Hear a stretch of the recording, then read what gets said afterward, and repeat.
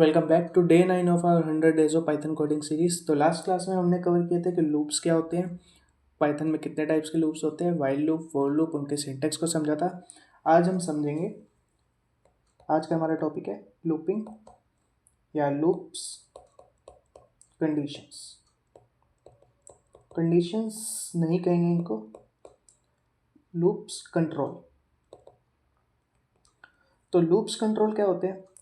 जैसे real life में होता है, कभी कभी हमें एक काम को छोड़ना पड़ता है, या कभी कभी हमें एक काम को स्किप करना पड़ता है, या कभी कभी हमें कुछ नहीं करना होता, बस लाइफ को चलते रहने देना होता है। उसी टाइप से पाइथन में कुछ लूप कंट्रोल स्टेटमेंट्स होती हैं जो कि हमें लूप्स को कंट्रोल करने के लिए मदद करती है। तो अगर हम इसकी बात करें लूप कंट्रोल स्टेटमेंट्स की, तो पाइथन में 3 टाइप की लूप कंट्रोल स्टेटमेंट होती है, ब्रेक, और दूसरी होती है हमारी कंटिन्यू, तीसरी होती है पास। तो सबसे पहले हम समझते हैं ब्रेक को।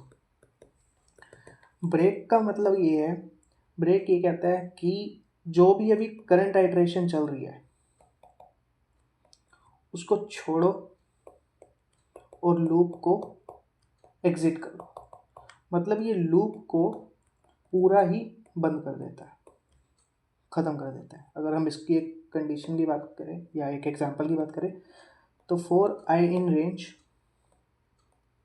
और 1 to 10 हम प्रिंट करवाते हैं आई को, और इफ़ आई इक्वल्स टू 5 तो यहाँ पे हम करा देंगे ब्रेक को, ब्रेक कर देंगे। तो यहाँ पे एक काम करते हैं, हम इस वाली कंडीशन पहले ही चेक कर लेते हैं, प्रिंट को हम बाद में कर लेते हैं, प्रिंट आई। अब ये कैसे काम करेगा हम इसको चेक करते हैं। तो पहली वैल्यू होगी 1, तो if i equals to 5, 1 equals to 5 नहीं है तो ये ब्रेक नहीं करेगा, सिंपली 1 को प्रिंट करा देगा, फिर 2 को प्रिंट करा देगा, फिर 3 को प्रिंट करा देगा, फिर 4 को। अब जैसे ही 5 हुई आई की वैल्यू 5 होती ही ये कंडीशन हमारी ट्रू हो जाएगी।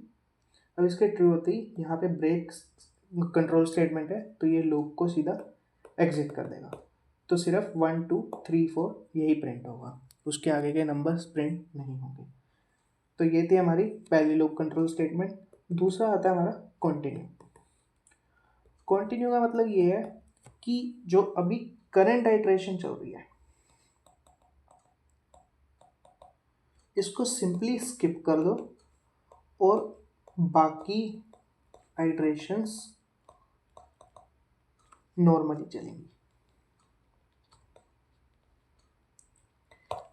अब हम यही सेम एग्जांपल लेके चलते हैं।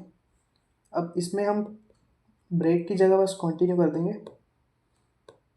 For i in range of 1, 10 if i equals to 5 तो कंटिन्यू,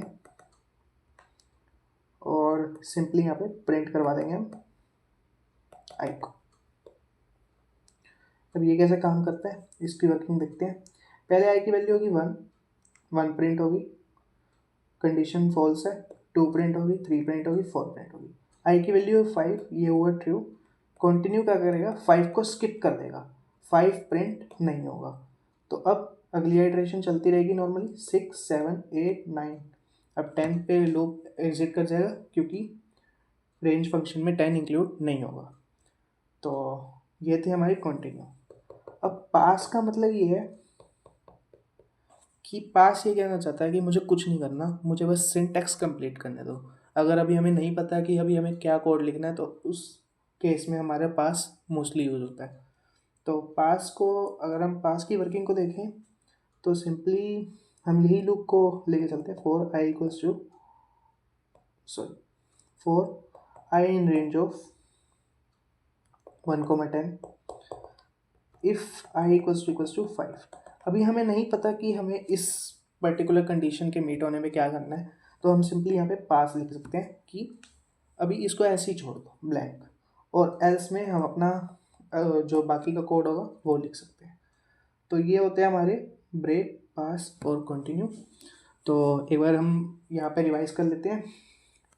जो ब्रेक होता है वो लूप को एग्जिट कर देता है, और जो कंटिन्यू होता है वो करंट आइटरेशन को स्किप कर देता है और लूप बाकी नॉर्मली रन करता है सारी आइटरेशंस के लिए। और अगर हम पास की बात करें तो कुछ नहीं करता, कुछ भी नहीं करता। सिंपली हमारा मोस्टली यूज़ होता है कि सिंटेक्स कंप्लीट करना हो, कि सिंटेक्स एरर ना आए, अभी हमें कोड नहीं पता, तो पास उसमें यूज़ होता है। तो बढ़ते हैं अपने कंप्यूटर स्क्रीन की तरफ और लिखते हैं इनका कोड। तो आज का टॉपिक है हमारा लूप कंट्रोल स्टेटमेंट।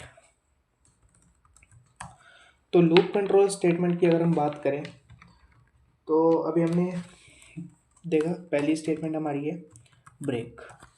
तो ब्रेक में क्या होगा, ब्रेक में हमने एग्जांपल लिया for i in range of 1,10।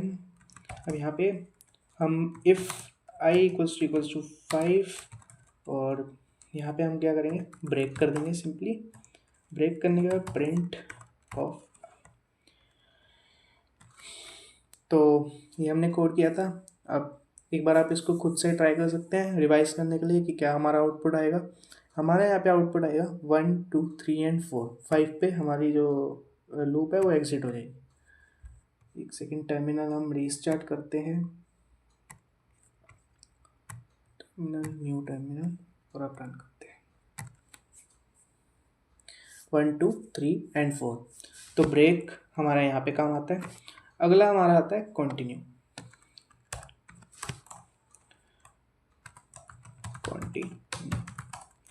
तो कंटिन्यू में सेम हम कोड रखेंगे इन रेंज ऑफ 1,10।